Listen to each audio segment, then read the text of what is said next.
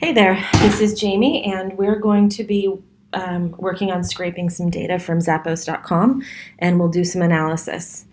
And so you're going to need a few tools before we get started, and all the tools you need are listed in the week 3 PowerPoint slides that are available on Canvas.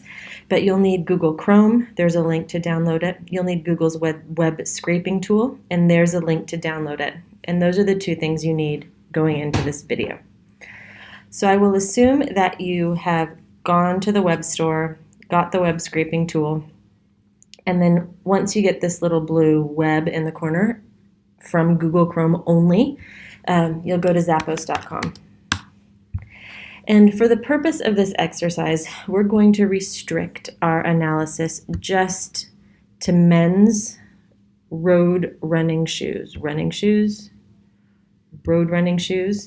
and for just a couple of brands that have at least close to 100 pairs of shoes in this category. So Adidas makes the cut, Asics makes the cut, New Balance, Nike, and then two more, Saucony and Under Armour. Saucony, boom, Under Armour, you got it. All right. And so here we've got a web page. I'm going to sort by bestsellers.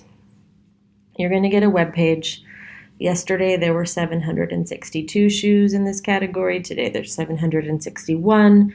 But you'll start here on a web page with this Nike free running shoe. And we're going to use this shoe as our template. So what we're going to do first is launch the tool. So right-click anywhere on the screen that's white and click Inspect. And mine has shown up on the bottom of the screen, but yours may, especially if it's the first time you've downloaded it, it'll show up in the corner. And to use the web scraper, you need to have it in the bottom. So you'll click on these 3 dots, you'll select this dock side option and go down to the bottom, and then you'll see the web scraper, and that's what we want. So we're going to start with a blank slate, and we're going to create a new sitemap. So the 3 things that we've got are sitemaps that tells us all of the sitemaps that we have created. This sitemap drop-down tool will be a tool where we can make changes to the sitemap we're working on. And here is where you can create a sitemap, either by typing it in as we're going to do, or importing it. So we're going to create one. And a sitemap is basically a set of directions telling the program where it needs to go on the website to collect data. And I'm just going to call this sitemap Zappos. And we would start with the first screen that we would look at. But the thing with this 761 pairs of shoes is that they're not all on one page. We need to enter a web page that tells Zappos that it has to flip through all the pages, all 8 pages. And so to do that, we need to start on a page that's not the first page. Here I went to page 2. It says page 1. We're not even going to worry about that. We're just going to copy and paste that into our URL. There are 8 pages of search results. 1 through 8. And we have to make a change to the way this URL is listed so that it knows that it needs to scan through all of the pages. So I'm going to take that page equals 1 and change it to page 1 through 8. And to get that website where it gives you a page number, you have to be on not page number 1. But once you've done that and you've gotten on page number 1, or you're on page number 2, you've gotten the website, go back to page number 1 just so you have this Nike free running shoe.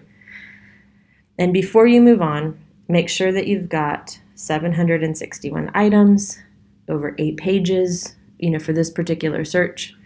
You want to get the same exact thing that I'm going to get. That's a good place to start. And then you'll select Create Sitemap.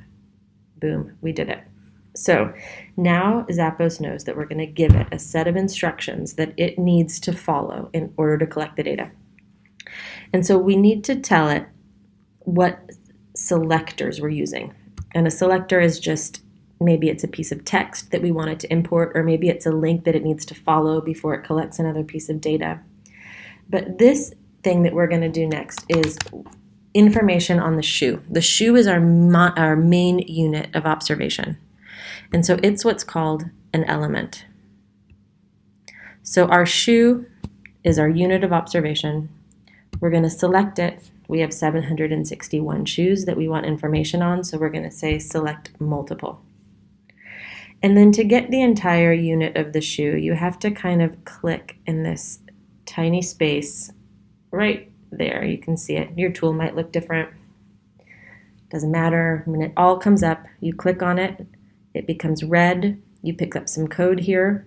This is one shoe. We need 761 shoes. We don't have to click them all, but if we click 2, it essentially tells the program that we want all of them. And so it's collected all 761 shoes. And then you tell it you're done selecting. So now we have a shoe as our unit of measurement, and now we're going to save this selector. Here's our code. And now what we want to tell it is about each one of these shoes, we want some information. So we're going to click on this shoe. Now you see how this changes up here in the corner. We've got our root, that's our main website. Our shoe is our unit of observation. And now that we're under shoe, we're going to tell it that we want 4 pieces of information. We want the brand, we want the model, we want the price that it's selling for, and we want the number of stars. So we have to add 4 selectors. The first one is the brand. It's text. We're going to select it. Each shoe only has one brand, so we just select the brand and we say OK. Done selecting.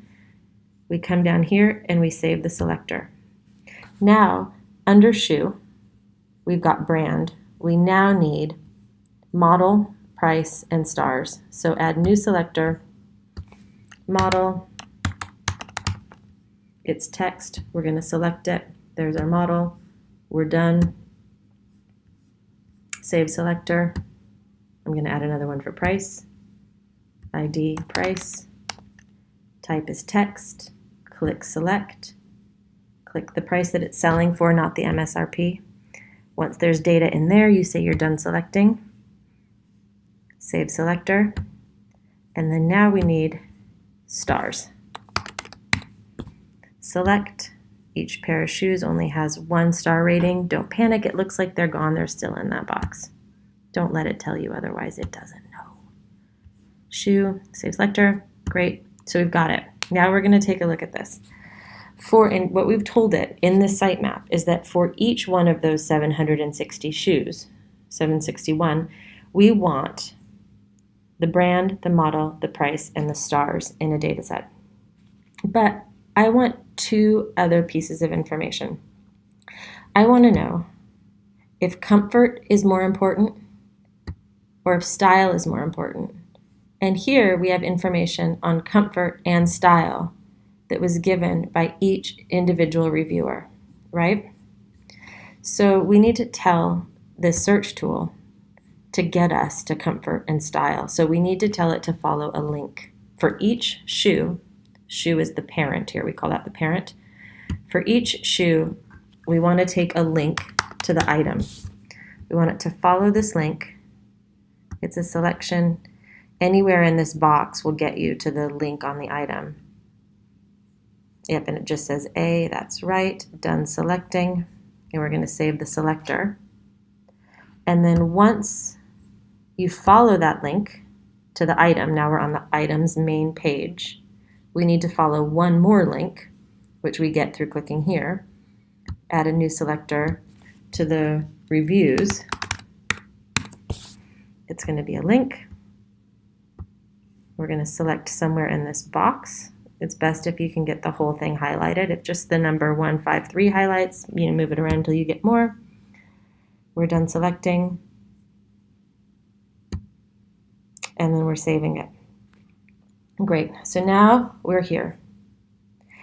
And within the reviews, once we're on that review page, we want 2 more pieces of information.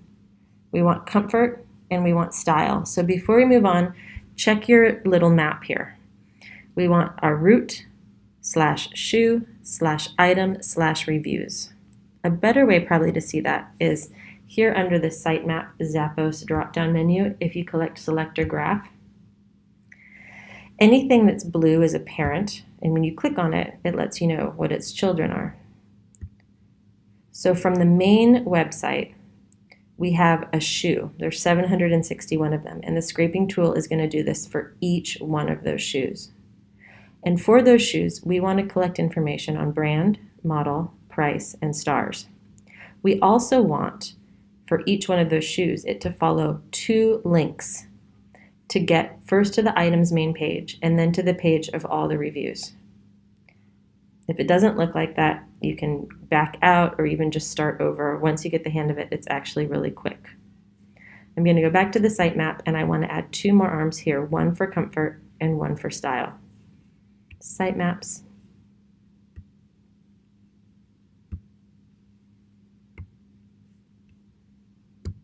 So reviews is now my parent, and I want a selector for comfort. It's text. I want to select it. But for each shoe, there's multiple ratings, right? So I want it to collect all of the comfort reviews, all of the comfort stars. And you might have to select 2 or 3 or 4, but eventually you'll be clicking and you'll see that they've all picked up. And it's just the box of stars, right? And then you say, you're done, it's annoyed with me. I'm done selecting. Great, I come down and I save the selector. And then within reviews, I want another one that's style stars. I want to know the ratings for styles. It's text. I want to select it. There's multiple because there's one for each review. Here we go, style, style. Boom, keep going. Usually you do 2 or 3 and they all pick up. Awesome, done. Save the selector. Great, we did it. Now I just want to go back and look at my sitemap selector graph one more time and confirm that it looks like I want it to look. Great, and this is the map, the sitemap. It's a visual of it telling this tool what to do to collect the data that I want to scrape. So on our main web page for each shoe, it's going to bring us brand, model, price, and stars. And then it's going to follow 2 links to get 2 more pieces of data, style and comfort. And it's going to put that all in an Excel spreadsheet for us. So to actually do that, we go to sitemap Zappos and we come down here to scrape. And we tell it, let's do it, scrape it. We're going to tell it to start scraping. And we're not going to panic when we get an error site because it's doing its thing. And then it'll start moving through all of the shoes, and you can see it go through. It follows both of those links. You can actually watch the path that it takes. And there it is. Wait 15 minutes and it will have scraped your website. I'll put another little review up, a little video up to show you what to do once it's up. Cool? Cool. Have fun. Happy scraping.